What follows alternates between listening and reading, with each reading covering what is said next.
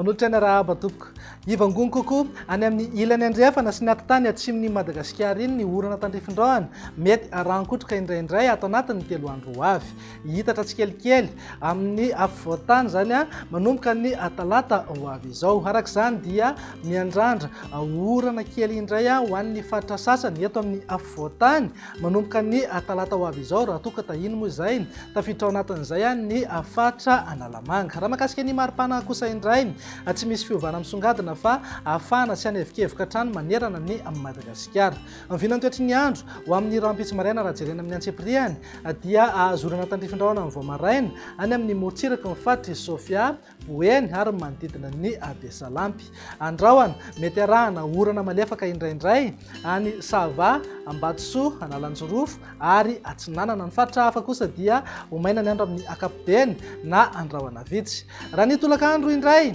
dia azorana tandrifindraona mety arankotroka indraindray any amin'ny faritry Melaky Menabe Bongolava ny ilany andrefan'ny tasy vakinakaratra Moromani Matsiatrambony ary ny tapany avaratra ny faritra Nosy Androy ary Atsimo andrefana andrahoana ho an'ny ilany atsinanan'ny afovoantany raha toka ho maina ny andro any amin'ny faritra hafa mety isy tandrifindraona iserana ihany indraindray manodidina ny samborano amin'ny fiafaran'ny tolakandro raha makasika ny maripana araka ny efa natsidika teny am-piandohana dia fanatrany aloha manerana Madagasikara manodidina eo amin'ny 5 hatramin'ny 430 degré zao ho an'ny faritra anatiny morontsiraka Atsinanana eo amin'ny 220 hatramin'ny 430 degré raha toka manodidina eo amin'ny 520 hatramin'ny 430 degré kosa ho an'ny morontsiraka andrefana tazantsika amin'izao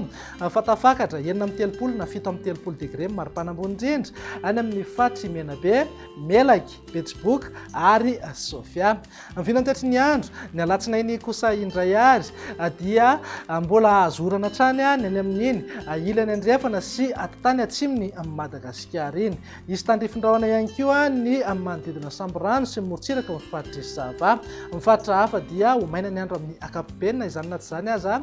dia iverina andrahoana amin'ny tsitokotoko amin'ny fiafaran'ny tolakandro raha makasika ny maripana indray tsy misy fiovana misongadina fa eo amin'ny 420 hatramin'ny 330 degré ho an'ny faritra anatiny 220 hatramin'ny 430 degré morontsiraka Atsinanana ary 420 hatramin'ny 530 degré kosa ho an'ny morontsiraka andrefana mananka 930 degré maripana ambony indrindra any amin'ny faritra Sofia sy Betsiboka mivinany toetry ny andro ny talata ary namaranantsika sahady dia azo oram-baratra ny any amin'ny faritry Melaky Bongolava Menabe ny ilany andrefan'ny faritry Vakinakaratra Moromani Matsiatrambony ary Iorombe mihitatra hatrany amin'iny faritra avaratry ny